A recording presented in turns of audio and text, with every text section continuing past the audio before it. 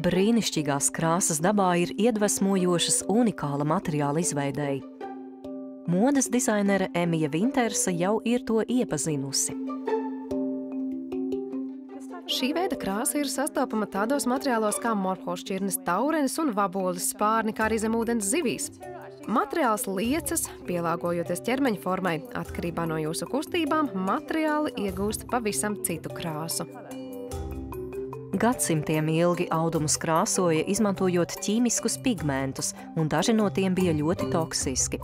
Šis neparastais materiāls no savas struktūras izveido pats savu krāsu. To dēvē par polimēra opālu, un tas tika izveidots iedvesmojoties no akmens. Šo opālu izraka no šahtas Austrālijā, un tam ir mirdzoša krāsa. Jūs varat redzēt, ka tam ir dažādas krāsu spēles. Tas vienmēr ir bijis saistoši modes nozarē strādājošajiem. Tas ir tik dārgs daļēji sava retuma dēļ, tāpēc mums līdz šim nebija veida, kā izveidot šādas lietas. Šobrīd mūs interesē, kā izveidot materiālus, kam būtu tādas pašas īpašības. Pētot īstus opālus savā laboratorijā, profesors Džeremijs Bombergs ievēroja vienmērīgi izvietotas stikla lodītes. Viņš saprata, ka šo stikla lodīšu izvietojums liek opāla krāsām mainīties.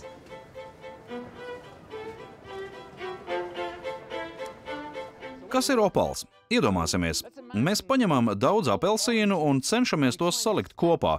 Tikai mums patiesībā nav apelsīnu. Tie ir miljonus reizes mazāki. Tas ir mazas stikla lodītes. Mums tikai jāsaliek tās perfektā secībā.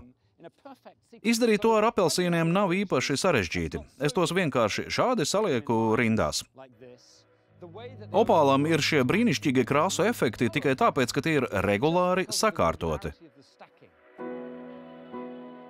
Katra lodīte ir aptuveni puse no konkrētās gaismas krāsas viļņa garuma.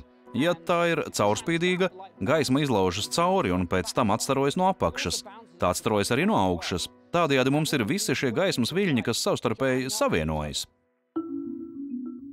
Džeremijs zina, ka ar sīkām stikla lodītēm nav iespējams precīzi manipulēt, tāpēc viņš izgatavoja pats savas plastmasas lodītes.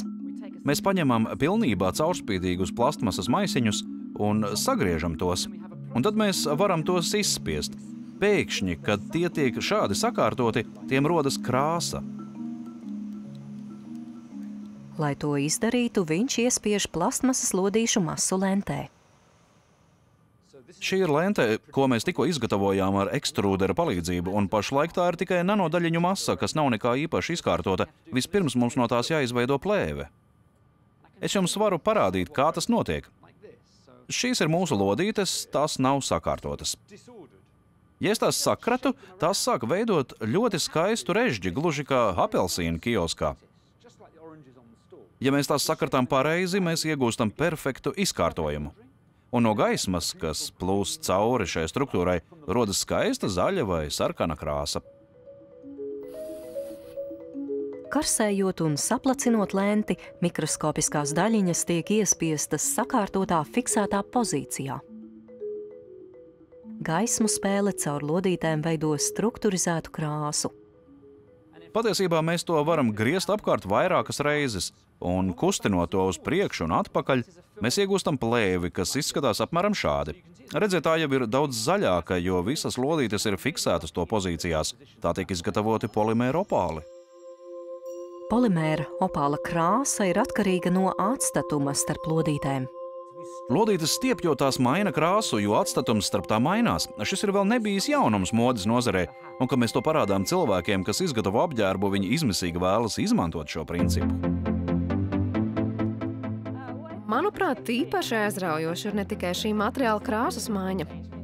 Protams, ir lieliski, ka tas var mainīt krāsu, bet tā elastība, nākotnē piedāvātās iespējas un dizaina idejas, ko var īstenot ar šāda veida materiālu, ir nebeidzamas. Tas ir tuvāk cilvēku būtībai un sāk stiepties līdzīgi kā mūsu āda. Ir iespējams izveidot apģērbu neparastās formās, un materiālam liecoties un griežoties, tas katru reizi radīs citu iespaidu. Robežas ir tikai jūsu iztēlē.